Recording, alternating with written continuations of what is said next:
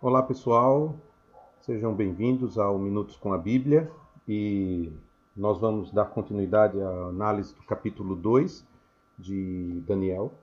E eu vou ter que dividir esse final do capítulo 2 em duas partes, porque nessa primeira parte o profeta Daniel vai explicar o sonho a Nabucodonosor e vai dizer qual foi a visão que ele teve.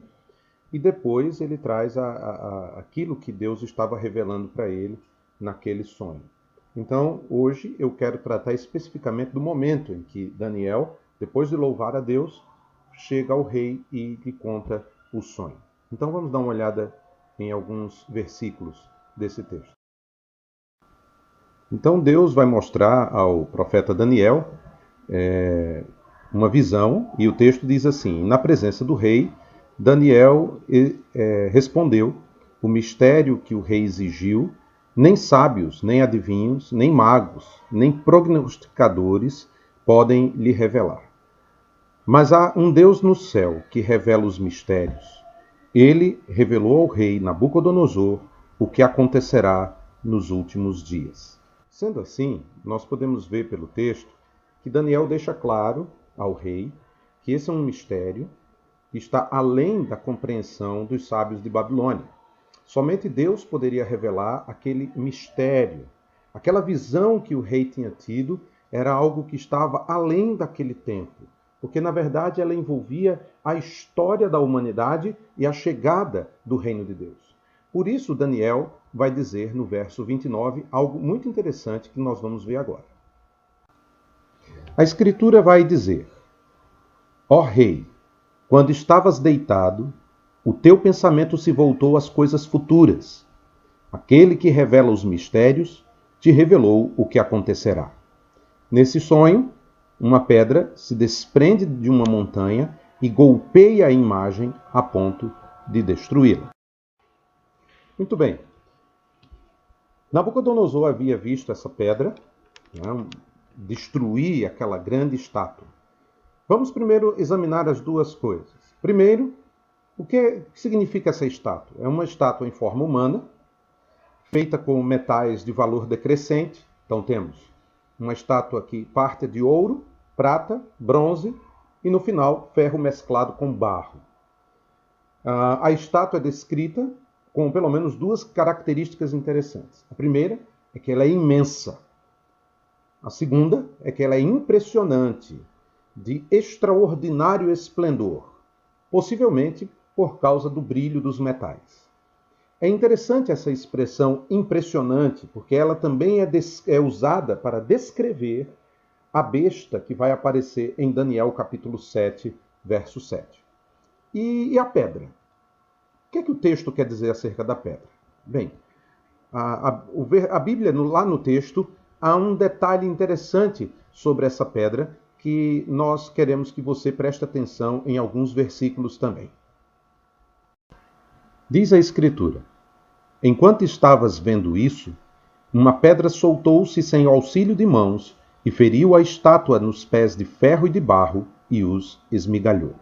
O que significa isso?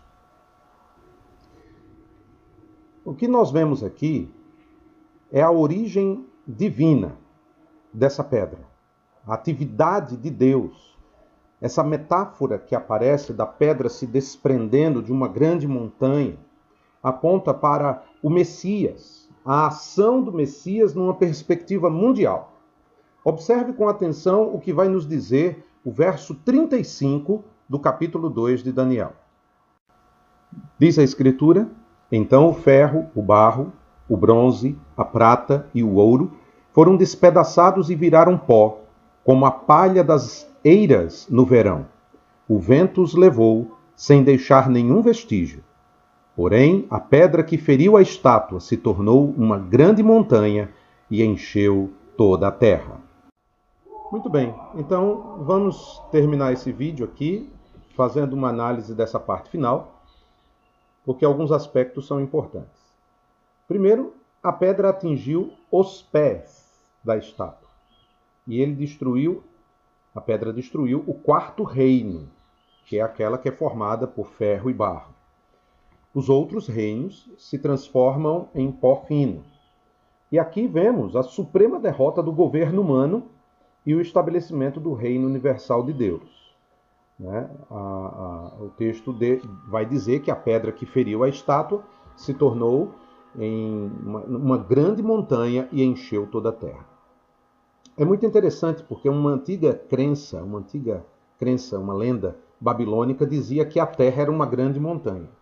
E na Bíblia nós vamos encontrar em Isaías 2:2 e Miqueias 4:1 que o reino de Deus também vai aparecer como a metáfora de uma montanha que alcançará toda a terra.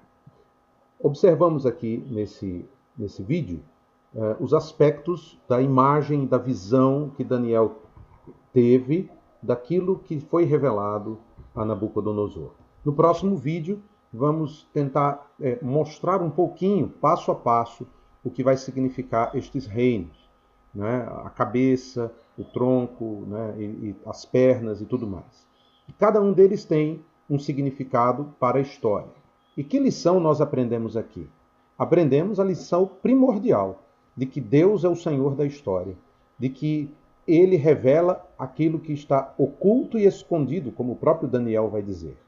E como Senhor da história, vários reinos humanos vão surgiram e já caíram, outros surgirão, mas o final da história reserva algo muito mais interessante, que é o reino de Deus, pondo fim a esses reinos humanos e estabelecendo seu reino, um reino de justiça, um reino de paz, o reino do Messias, o reino de nosso Senhor Jesus Cristo.